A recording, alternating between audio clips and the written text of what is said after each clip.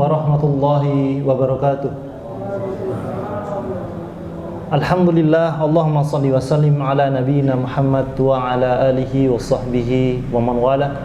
Qala Allah Ta'ala, khudhu zinatakum inda kulli masjid.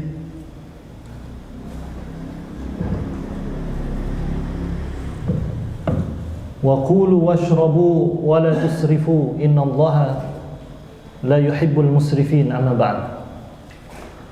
Baik, ngaji kita kali ini kita nyampe di dalam pembahasan Kitabut Ta'am, kitab tentang makanan. Mulai dari adab-adab makan dan minum yang diatur di dalam syariat, etika tata keramanya makan dan minum yang kita contoh dari Kanjeng Nabi Muhammad sallallahu alaihi wasallam, dan juga terkait hukum-hukumnya, halal haramnya, makanan minuman yang bagaimana yang Allah halalkan dan Allah haramkan dan Allah halalkan. Kita akan belajar bersama-sama di sini. Nah, kita nyampe ke dalam hadis nomor 1097, yaitu hadis dari Abi Hurairah radhiyallahu anhu, anin Nabi sallallahu alaihi wasallam, dari Nabi sallallahu alaihi wasallam. Qala, beliau bersabda, kullu dhinabin min sibba' fa'akalahu haram.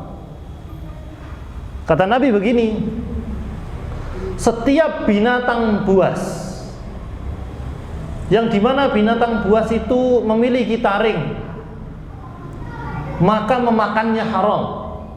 Ini kaidah halal haram. Dan wa akhrajahu min hadisi Ibni Abbas bilafz, juga hadis ini dikeluarkan oleh dari hadis Ibnu Abbas, ya. Naha wazada, ada tambahan di sana, yaitu larangan, yaitu wa kullu dhi mihlabin min tayr, yaitu ada tambahan begini, dan setiap burung yang mempunyai kaki penerkam. Baik, pelajaran dalam hadis ini yang pertama adalah bahwa makanan dan minuman itu kita wajib mengetahui terlebih dahulu halal haramnya. Ini rotok cerewet memang orang Islam terhadap halal haramnya makanan. Makanya makanan-makanan yang siap saji itu, orang Islam menginginkan ada stempel MUI-nya halal. Ngomong aja jangan. Ngono jarene. Tapi ini penting. Ada fatwa halal dari majelis terkait. Misalnya kalau di sini ya Majelis Ulama Indonesia. Ya. Karena apa? Karena ada spirit dari Nabi sallallahu alaihi wasallam, dari ajaran Islam, dari hadis, apalagi ayat, bahwa kita diperintahkan menghindari makanan yang haram. Kenapa kok gitu? Konsekuensinya berat. Kalau kita makan makanan yang haram, dosa iya, satu, jelas. Namun yang berikutnya, kalau di dalam tubuh kita ada makanan haram, sholat kita nggak diterima, Bu. Sholat kita nggak diterima, Pak. Ini loh, makanya agak cerewet orang Islam. Jadi zatnya halal, maknawiannya halal, ya. Bisa jadi makanannya makanan halal, ya kayak bakso, ini kan halal. Tapi kalau dunia babi, B2, lah ini masalahnya, kan tidak sekedar enak. Makanya kita agak cerewet karena itu. Ya, baik. Konsekuensi, kenapa begitu? Innallaha thayyib, kata Nabi sallallahu alaihi wasallam, la yaqbalu illa thayyiba. Allah itu maha baik, tidak mau menerima kecuali yang baik-baik. Ini pentingnya laki-laki mencari nafkah, yaitu hartanya yang halal, prosesnya halal. Ya, dia tahu halal haram. Makanya sebelum membahas kitab rumah tangga kemarin yang kita selesaikan, walaupun kurang sempurna pasti.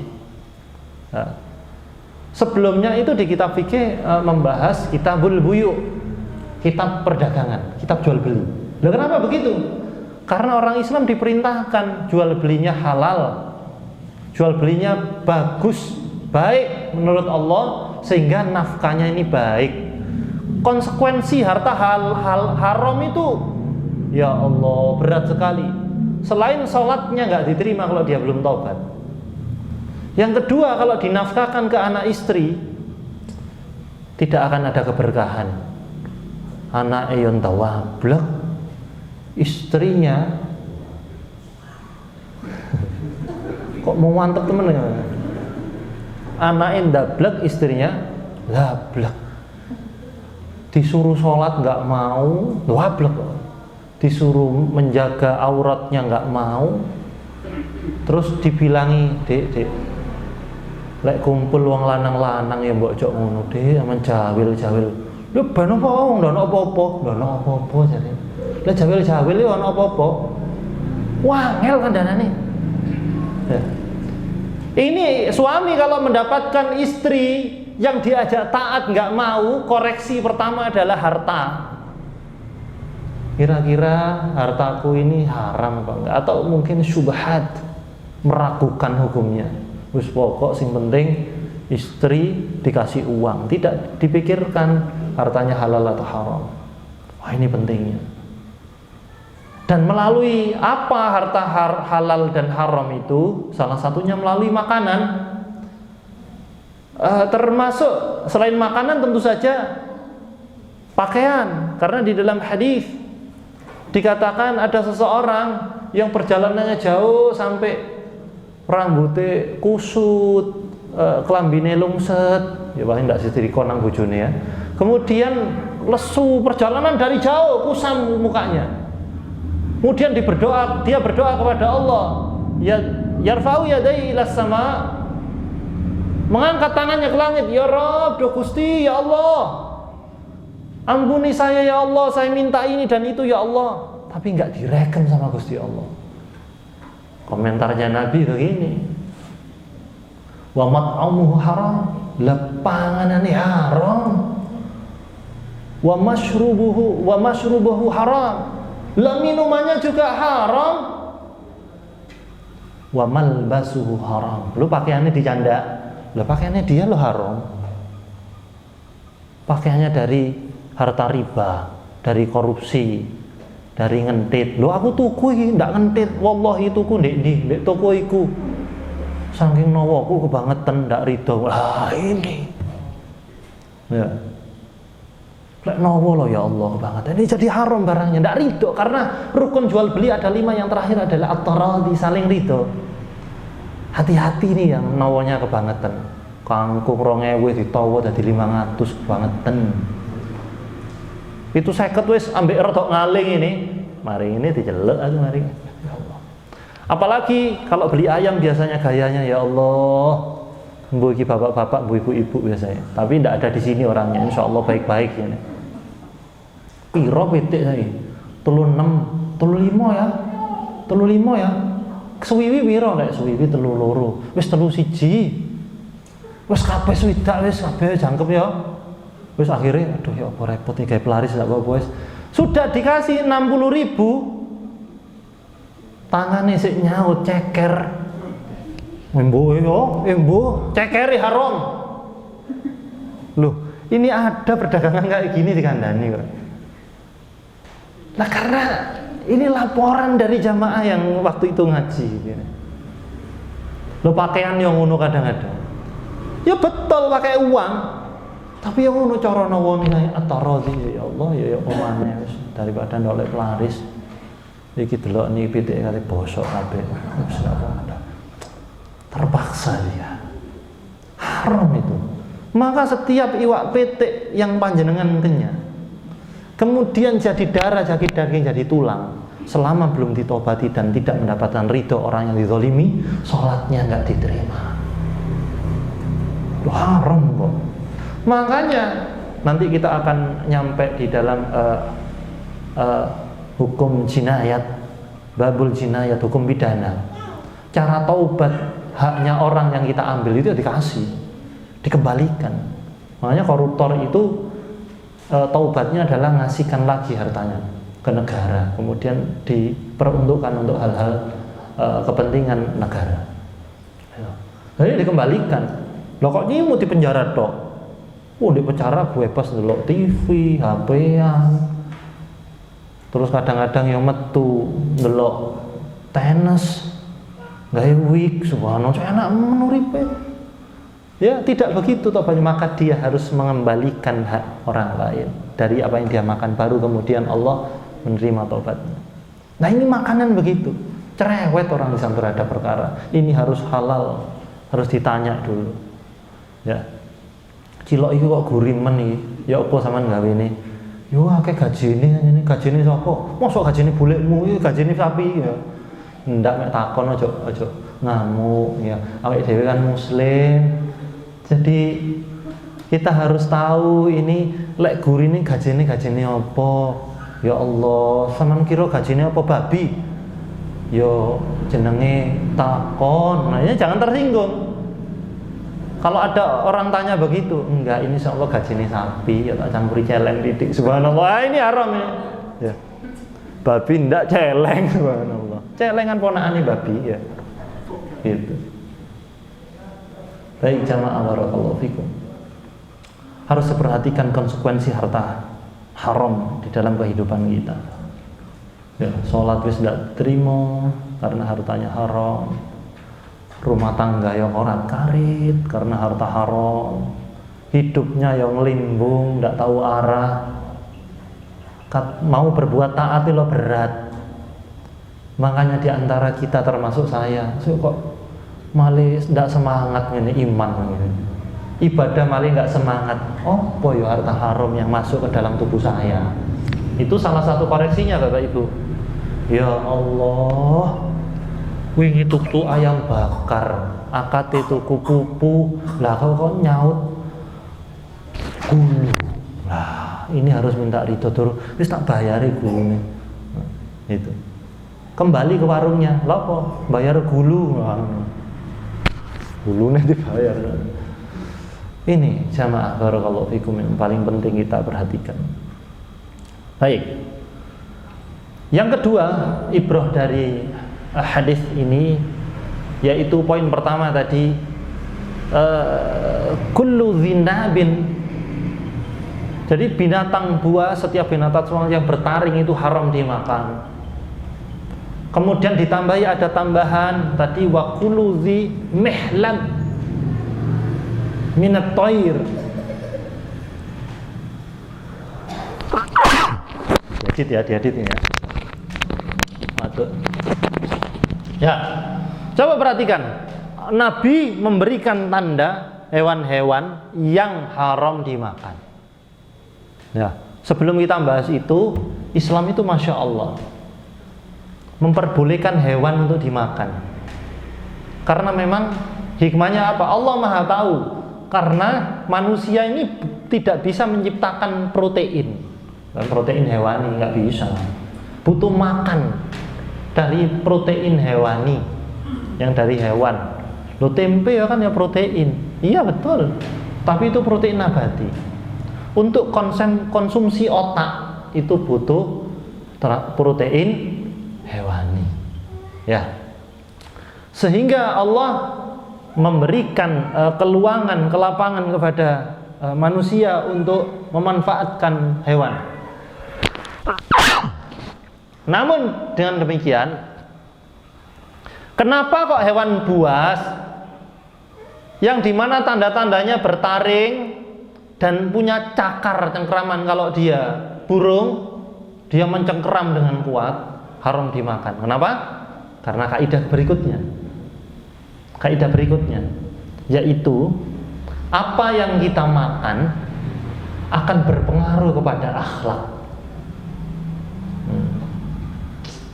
Apa yang kita makan berpengaruh pada akhlak. Kenapa sih babi itu diharamkan? Coba lihat, babi kan tidak ada akhlak. Yo hewan, enggak, tapi beda dengan hewan yang lain. Ya, wah ini mengandung sara, tidak ono hewan sara itu. Ya, coba sebutkan hewan yang sekotor babi, dan sebutkan hewan yang homo seperti babi. Adakah hewan yang homo kecuali babi? Babi ku homo. Ono babi lanang ketemu babi lanang, ndak apa-apa wis perang pedang. Homo. Berpengaruh kepada akhlak. Lah yang dimakan kayak gitu ya gurih-gurih memang. Kok ru sama Ustaz? Aku ndak sengaja makan biyen. Ya. Karena ndak tahu memang, ndak tahu. Ya SMP dhisik, nek titik lho ya. Gurih memang. Diamuki karo mamaku aku. Mangkane lek nek Bali ku tuku nang warung Madura, nang warung Padang, iku mesti Islam. Sate, Pak. Lho ngono iki Islam insyaallah. Ndak ira kate. Iki sate apa iki? Sate butut babi ndak ira. Ya. Dewamu entek ya Allah ndak tahu. Ya. Makanya Allah memaafkan kesalahan-kesalahan yang kita tidak tahu. Inna zina au akhtana. Ya, kalau lupa dan salah, dia memang tidak perlu. Tapi tidak usah dibaleni. Sing ndak eling ya apa rasane yo lali yo. Yo ndak usah begitu, ndak usah dimorojaah, ya. Nurun itu sifatnya, Pak. Islam Masya Allah, makan sayuran, makan buah-buahan itu dilakukan oleh Nabi. Makan daging, Nabi melakukan. Beda dengan agama sebelah itu. Kalau di dalam tingkat ketaatan tertentu, ya, kudu ndak boleh protein hewani. Jadi protein ini dari mana? Tepung, tempe, tahu, ya. Kemudian kesehariannya yang mangan kulupan ngono. Senin senikir, Rebo sedaer. Ngono-ngono itu sudah. Itu mesti gampang mules bisa ngono gitu. Ya. Nah, dia mengharamkan makanan-makanan hewani. Nah, kalau Islam enggak. Yang hewan oke, sayur oke. Coba Nabi kita lihat, beliau suka kambing. Kambing paha bagian depan karena minim lemak. Lola ndak gurih-gurih buktine. Kakan micin sih sampean. Dulu sing asli gurih malah disangka nang kurang gurih. Kakan micin. Nah, kemudian beliau juga suka labu. Walu-walu, itu sukanya Nabi. Kemudian beliau juga suka buah. Coba, Masya Allah. Beliau makan semangka. Ada hadisnya? Ada. Beliau makan kurma. Kurma adalah buah. Masya Allah, Islam begitu.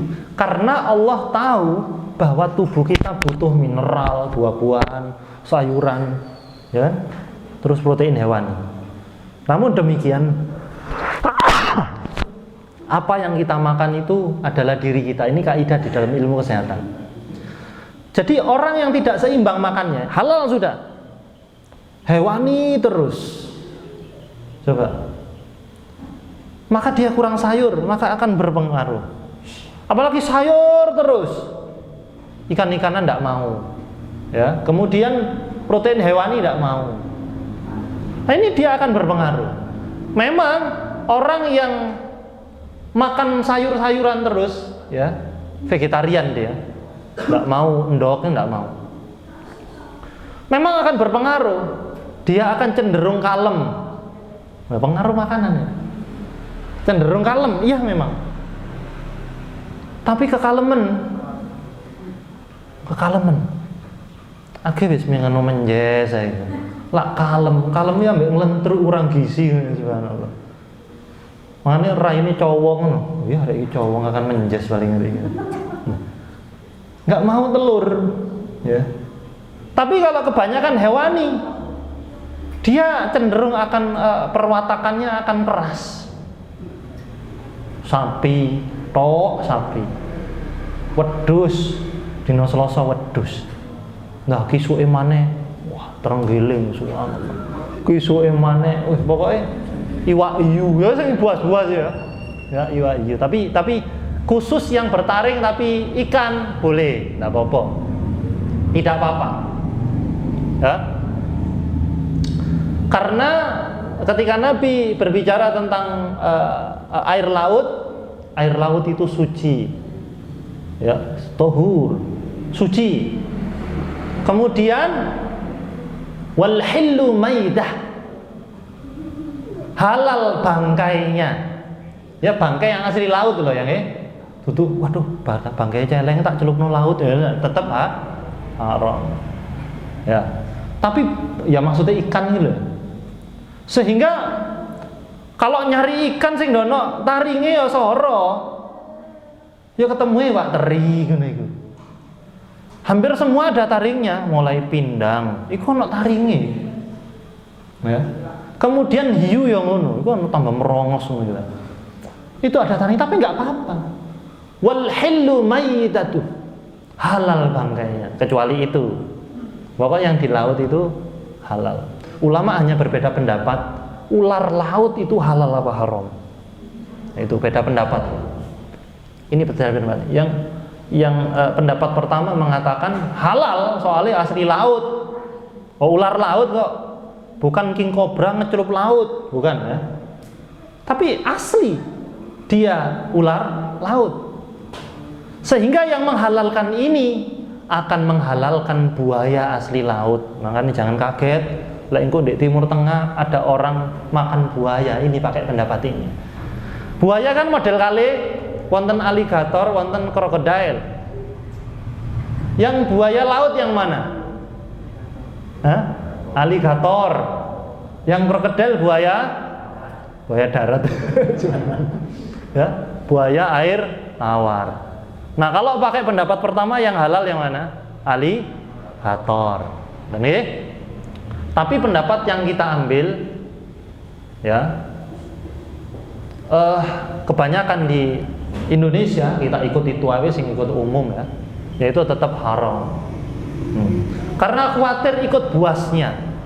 Kakean makan sate bajul. Laki-laki akan makan sate bajul. Akhirnya rodok terumus ya, subhanallah. Jadi tidak kenaan kalau melihat perempuan ya kan.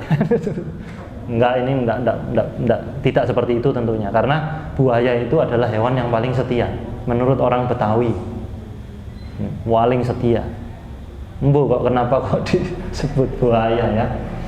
Wallahu a'lam bishawab. Ala kulli hal ya, bahwa yang kita makan akan betul-betul membawa kita. Jangankan makan, kebanyakan bareng dengan hewan tertentu, maka kita akan ikut wataknya. Baik.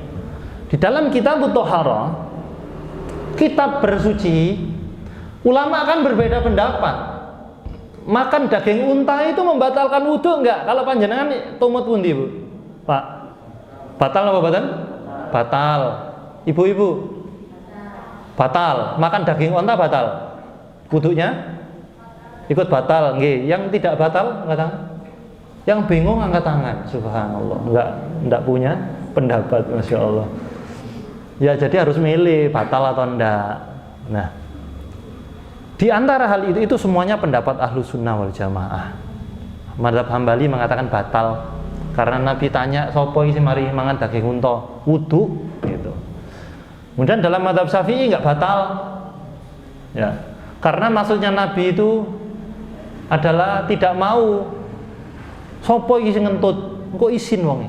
Makanya kalau ada perkumpulan moro, sopong tadi. Nggak usah, ya bolehlah heboh ya. Tapi nggak usah ngarani, sopo iki? Lek delok teko tengerane ambune ngene mulai cilik iki awakmu. Waduh. Lha apa senengane iwak klothok ya dadi muni iwak klothok. Ya, kalau ada temannya kentut jangan dipermalukan. Maksudnya ini bab adab, yaitu Nabi juga bilang, siapa ini yang habis makan daging onta? Yang makan daging onta wudhu, maksudnya ngentut. Berbeda pendapat. Tapi ala kulli hal, ulama mengkompromikan terkait hal ini. Ulama mengkompromikan begini. Entah pakai pendapat manapun, jadi onta itu membawa watak syaitoniyah. Karena watak pengembala onta dan pengembala kambing itu benten, Bapak Ibu, beda. Dan kemudian kami tanya kepada guru-guru kami yang menimba ilmu di Timur Tengah, iya memang beda. Salah satunya kesaksiannya Ustadz Ziyad At-Tamiwi, semoga Allah menjaga beliau. Wataknya peternak onta sama peternak kambing itu beda. Kalau peternak onta itu cenderung angkur rodok pocol, karena dia bersama barang mewah. Tapi peternak kambing kebanyakan kalem, inter ngemong. Makanya tidak ada nabi yang peternak onta. Semua nabi peternak kambing. Ternak bebek ndak ono, riri ndak ono.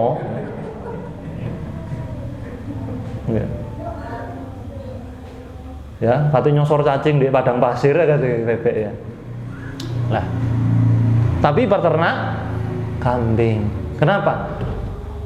Menernak kambing itu sunnah, sehingga orangnya akan kalem, jiwanya pengayom, lembut. Makanya saya ngamuk-ngamukan itu kumpul wedhus. Ya. Maksudnya apa? Ngingu kambing ya. Tapi kemudian dibawa kemana gitu kambing itu.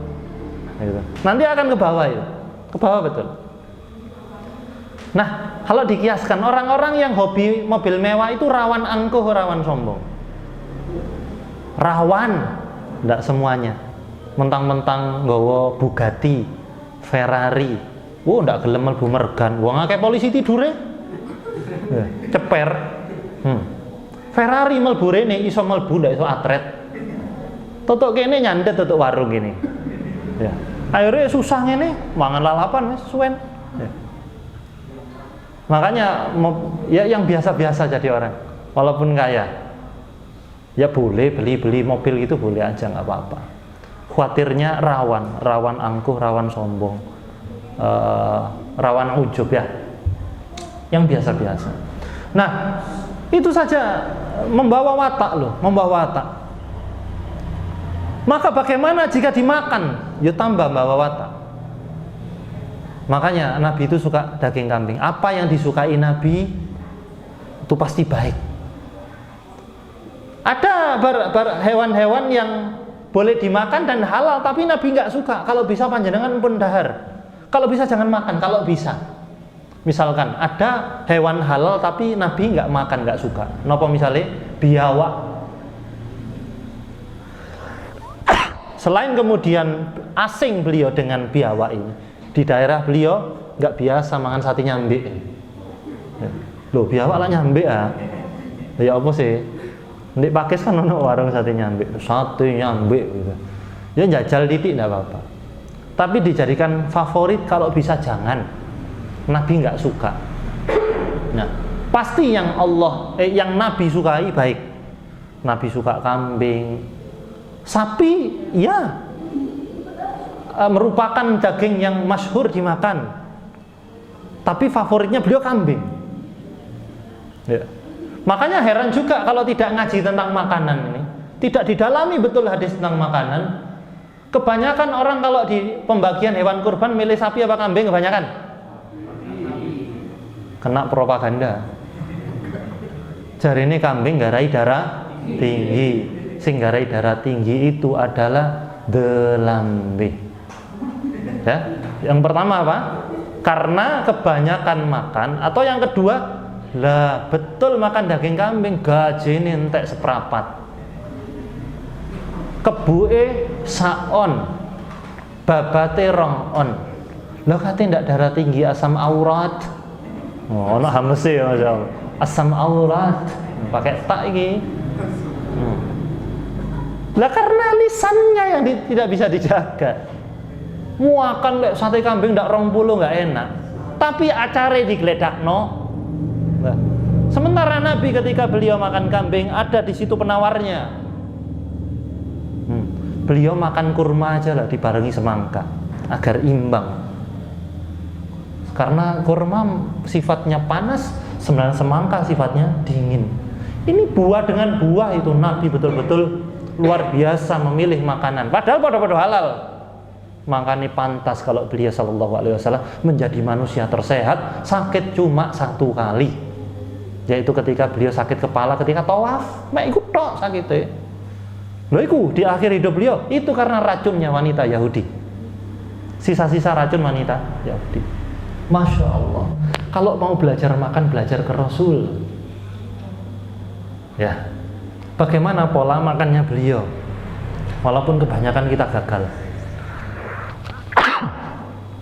Baik, itu hikmah dari kenapa kok kemudian yang buas bertaring, kemudian burung khusus yang dia penerkam itu nggak boleh dimakan. Berarti burung apa yang nggak boleh dimakan? Elang, gagak, dia penerkam buas. Burung hantu, buas nggak dia? Penerkam. Nah, maka bukan maksudnya semua burung yang duwe kuku, kabeh burung yang duwe kuku. Mesti lah mencelok ndek ndi lek duwe kuku. Kepreset ae kok. Blaen, nggih. Manuk emprit, ya duwe kuku. Ya. Tapi yang dimaksud menerkam ini adalah kalau berburu dia pakai terkaman. Saya menyaksikan video kemarin sama istri. Burung elang itu menerkam anjing, kemudian diangkat begini. Diangkat anjing itu, dibawa terbang. Wah, ini memang buas. Kalau kita makan itu, maka kita akan buas. Ada enggak hewan bertaring yang boleh dimakan? Bertaring, jelas-jelas bertaring tapi boleh dimakan. Ini Sahih Al-Bukhari. Ada 1. Kelinci kok bertaring, bujel untune. Napa? Haina. Sahih Al-Bukhari. Haina itu boleh makan. Kekhususan. Tapi tidak boleh dibuat kebiasaan sekali. Ya. Kelinci boleh makan, bujel. Terus rencangnya panjenengan mboten angsal dimakan. Soalnya bertaring. Nah. Saya ini tidak boleh dimakan karena bertaring. Itulah kenapa manusia tidak boleh dimakan. Bertaring. Kecuali Sumanto. Oh, ngapunten nih Pak Manto kalau hadir. Tidak, maksudnya Sumanto yang itu loh, yang makan mayat itu. Baik, barakallahu fikum. Itulah hikmahnya. Yang kita makan akan nurun kepada akhlak ya. Makanannya haram, dia perilakunya haram ya. Barakallahu fikum. Ada yang didiskusikan monggo. Nggih, silakan. Kan di umumnya itu ukuran pakaian itu kan ada yang kelihatan auratnya. Contoh anak kecil aja celana pendek yang keumumannya itu dipakai di luar rumah dan rata-rata auratnya terlihat. Itu apakah harta dari situ halal atau haram? Baik, pertanyaan yang cerdas. Bagaimana hukumnya seseorang menjual pakaian yang tidak menutup aurat? Ya pakaiannya wis pakaian hot pants, lingerie, ngerti ya lingerie. Enggak usah browsing ya, nanti blind. Apa hukumnya menjual pakaian itu? Boleh jika dipastikan yang memakai ini orang baik, sehingga pakaian-pakaian seksi itu dan komes itu digunakan di hadapan suaminya. Kalau yang beli random, maka kami sarankan yang dipajang adalah pakaian-pakaian yang syar'i. Begitu. Pakaian-pakaian yang syar'i yang menutup aurat sempurna, yang tidak ketat, tidak terawang, tidak pendek. Gitu ya. Namun stok-stok pakaian seksi ini ya enggak apa-apa dijual. Kemudian tanya, sampean si SMA gaya apa? Gaya turu boleh. Tenanan loh ya. Nggih saestu. Turu karo sapa? Pacarku. Oh, ndak oleh. Ndak boleh dijual ya. Selain ndak boleh jual saman gedik ya, masyaallah. Ini ngelamak orangnya. Pastikan bahwa yang beli orang baik. Dan ada jamaah kami yang maaf ngapunten jual lingerie. Ada. Tapi sekarang kayaknya ndak jual lagi, sudah nikah. Dulu dijajakan dagangannya itu ke umahat-umahat pengajian. Ini beli ini untuk suami ono sing tuku, ono sing ndak, waduh ndak pantes aku. Wah aku sakmu ini gitu tuh, gawe lingerie, nyelempit ngene aja. Ada yang begitu. Tapi kan beli pakaiannya untuk menyenangkan suami. Itu pastikan yang beli baik. Kayak apa hukumnya nanti kita akan nyampe. Hukumnya menjual anggur. Loh didelok sih. Tanya anggurnya untuk apa? Yo gawe anggur cap orang muda rek. Wah ini jangan ini sudah. Jangan ini. Ya. Mau buat apa anggur ini? Untuk minuman kesehatan apa? Minuman cap songkok miring. Nah, jangan dijual. Wis ora usah songkok miring-miringan. Ya. Kecuali memang kalau yang beli damel nopo nak anu Pak tumbas anggur kok rong truk ini. Nggih disade kula niki pedagang anggur. Oh, ora apa-apa. Gitu ya. Wallahu a'lam bishawab. Tapi momen lebaran kemarin nggak bisa memastikan banyak itu. Ya. Momen lebaran itu tidak bisa memastikan pembeli. Ya, bagaimana caranya dipastikan? Memang harus hati-hati, harta itu ya apa maneh wong hidup sebentar. Dan kita akan mempertanggungjawabkan di hadapan Allah nanti. Kullu nafsin bima kasabat rahina. Setiap apa yang kita lakukan dipertanggungjawabkan di hadapan Allah. Ya harus hati-hati. Ya harus hijrah jualannya. Yang awalnya baju yang begitu, baju yang syar'i. Baju yang seperti itu tidak apa-apa dijual tapi dipilih. Ngoten. Ya gimana lagi? Wallahu a'lam bishawab.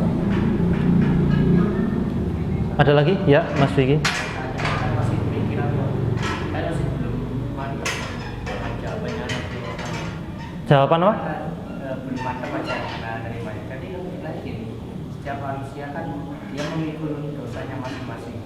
Sedangkan pada saat perkara halal dan haram menular sampai ke anggota keluarganya. Apakah itu berarti keluarga yang tidak melakukan haram ini jadi penanggung dosa? Baik. Setiap orang kan memikul dosa masing-masing. Kenapa di dalam bab nafkah anak dan istri ikut menjadi mendapatkan dampaknya? Maaf. Kenapa mendapatkan dampaknya? Baik. Yang pertama harus didudukkan istri menerima harta dari suaminya, nggak tahu kalau dia barang haram atau terpaksa nggak ono maneh misalkan, maka hukum menerima dengan memberi berbeda. Baik. Tapi yang kedua, jika istri ini tidak mau tahu oleh di sama ya kowe mau oleh nyopet wong loro. Wis ndak apa-apa alhamdulillah ngono carane. Lah ini dia ikut menanggung dosa, yaitu dosa tidak beramar ma'ruf nahi munkar. Baik. Kemudian jika istri dan anaknya nggak tahu kalau ini harta haram, maka dia tidak memikul dosa, hanya saja mendapatkan ketidakberkahannya.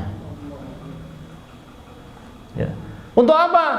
Sebagai hukuman bagi seorang pemimpin agar tidak teledor, agar dia berhati-hati bahwa kewajibannya wa anfaqu min amwalihim, dia menafkahkan sebagian hartanya kepada keluarga, agar dia tahu konsekuensi yang dia lakukan.